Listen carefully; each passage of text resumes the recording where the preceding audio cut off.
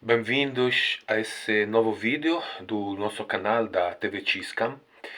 Hoje nós vamos falar do último número da revista Africa Development, que é uma revista de uma organização muito importante ao nível da África, do CODESRIA, que está sediada em Dakar e lida com questões relevantes de ciências sociais e humanas. Juntamente com Redi Wilson Lima de Cabo Verde e Remo Mutzenberg de Brasil, organizei este número especial sobre questões lusófonas, africanas, mas felizmente entraram textos também da realidade afro-brasileira. E portanto, o título deste dossiê foi Novas abordagens sobre movimentos sociais e direitos humanos. E, portanto, um dossiê extremamente diversificado, mas que tem como pano de fundo movimentos sociais e direitos humanos.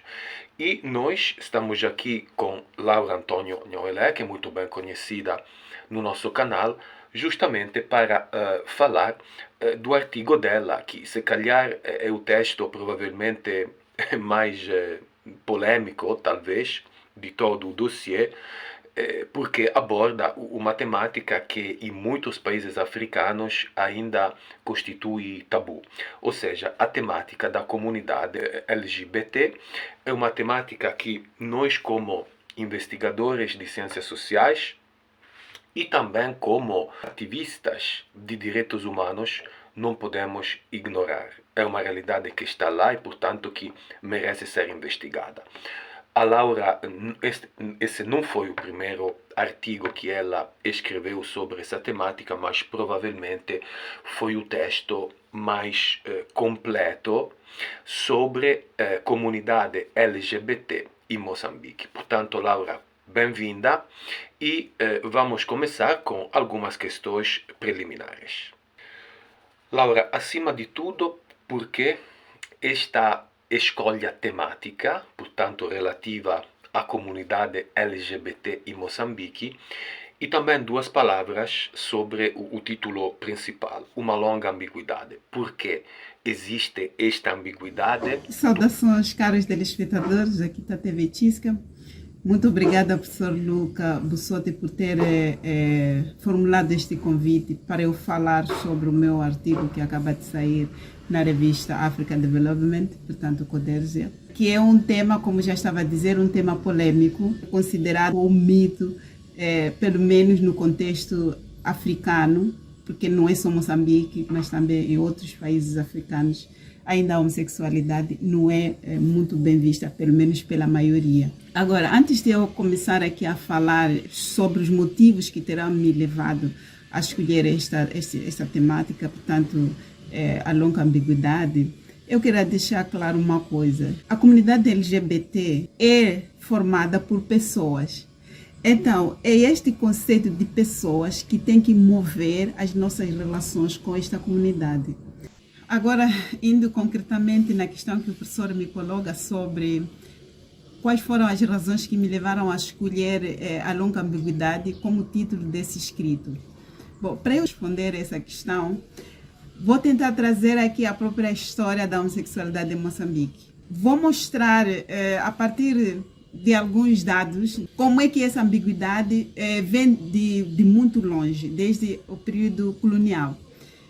O primeiro dado que eu quero deixar ficar é o surgimento do movimento de LGBTQIA+, em Moçambique, no período colonial. Na década de 60, formou-se um grupo de brancos, né, se organizaram e começaram com pequenas festas, tanto com convívios, encontros privados e encontros restritos. E neste grupo, que eu no meu artigo chamo de fase fechada da homossexualidade em Moçambique, era somente aceite participarem pessoas homossexuais que fossem brancos.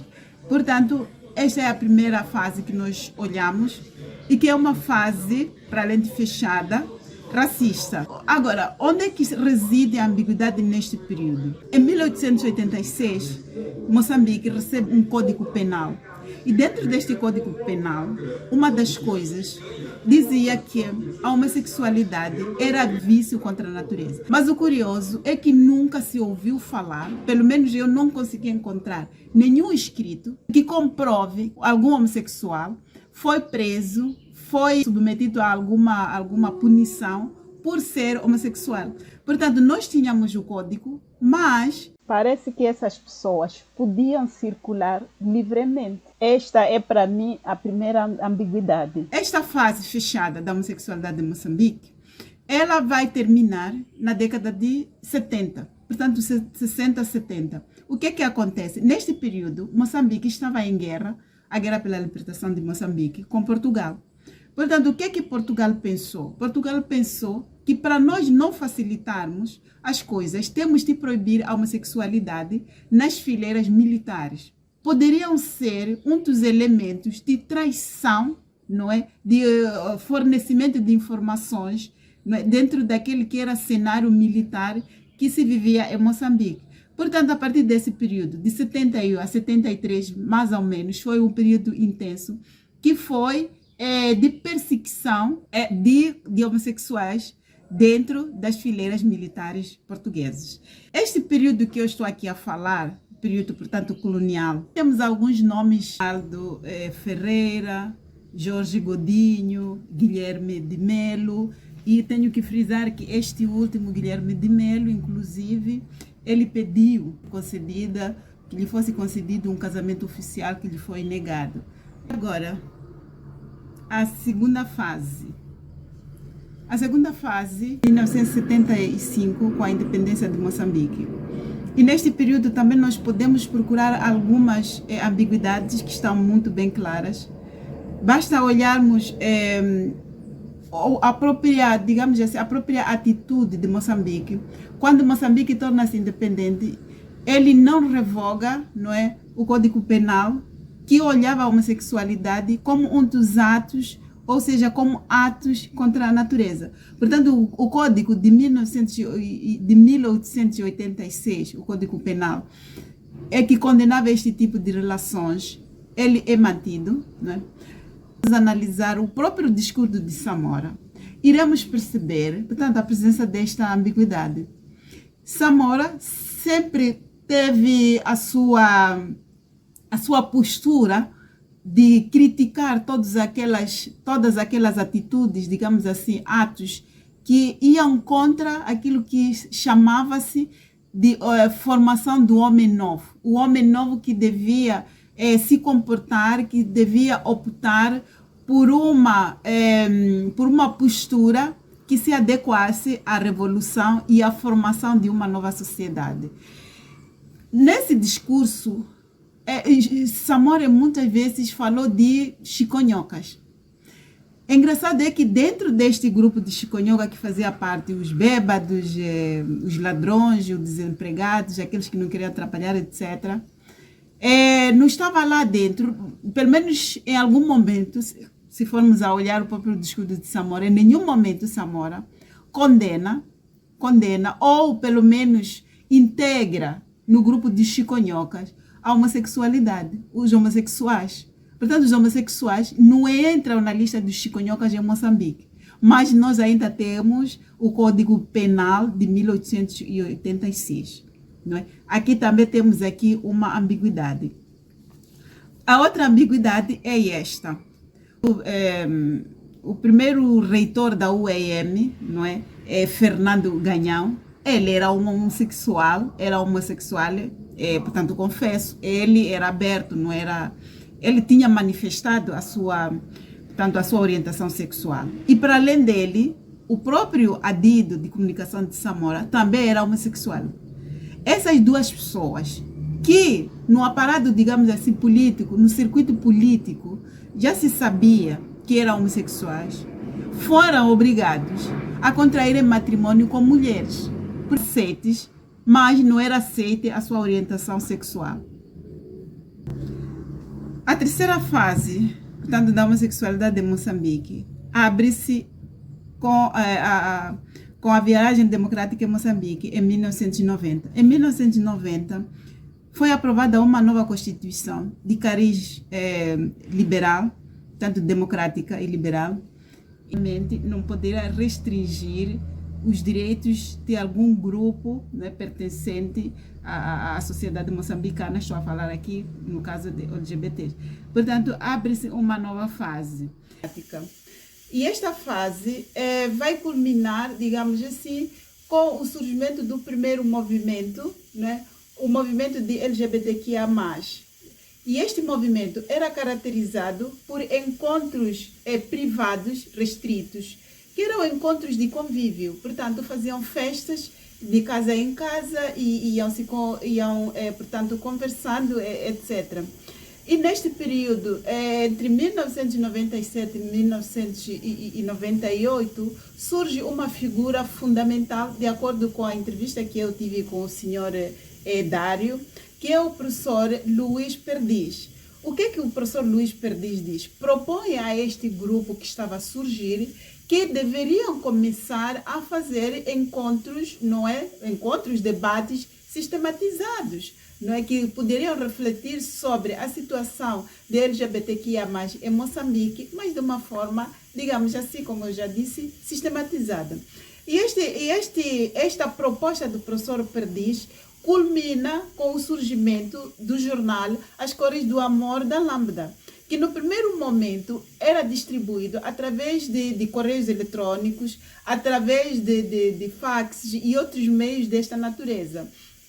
E mais tarde, né, o mesmo jornal começou a ser distribuído em formato físico, nas zonas nobres da cidade de Maputo. E este jornal, portanto, teve uma boa recepção, segundo aquilo que eu apurei com o senhor Dário. Teve um bom retorno do seu público leitor. E as pessoas começaram a se interessar, começaram a escrever para o jornal, e daí começou-se, portanto, a desenvolver um bocadinho mais a se desenvolver no sentido de se conhecer um pouco mais a comunidade LGBT em Moçambique através deste meio, portanto, o jornal. E em 2006, a Liga dos Direitos Humanos em Moçambique teve uma iniciativa. Ela pensou em se parar e refletir-se sobre os direitos de LGBT em Moçambique. E este encontro acontece e foi convidada uma pessoa muito importante para estes assuntos, portanto, os direitos de LGBTQIA+. Estou a falar do professor Luís Mote, da Universidade Federal da Bahia, e por cima foi o professor Luís Mote que na década de 80, em 1980, ele abriu a primeira organização gay na Bahia, portanto, a mais antiga do Brasil. E ele foi convidado para, portanto, fazer parte deste encontro. E o que o professor Luís Mote fez foi de propor a este grupo, portanto, ao grupo LGBTQIA+, em Moçambique, de criar uma organização mais estruturada, não é? E essa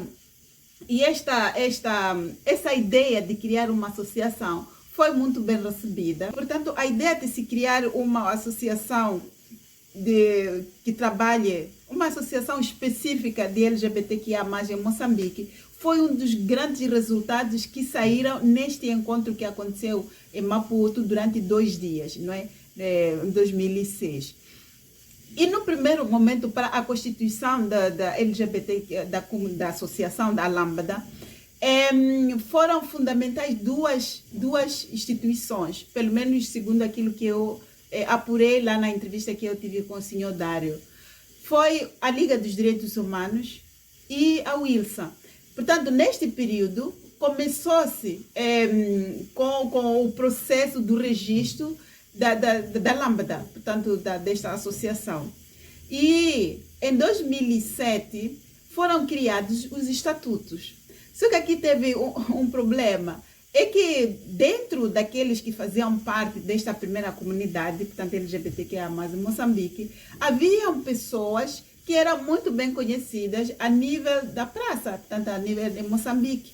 E essas pessoas negaram não é, assinar os estatutos, porque não queriam se associar, de acordo com aquilo que eu colhi, tanto no trabalho de campo que me disse o senhor Dário. Essas pessoas não queriam se associar a uma organização como a Lambda, que trabalha com LGBTQIA+, não é? Com os direitos de LGBTQIA+, em Moçambique.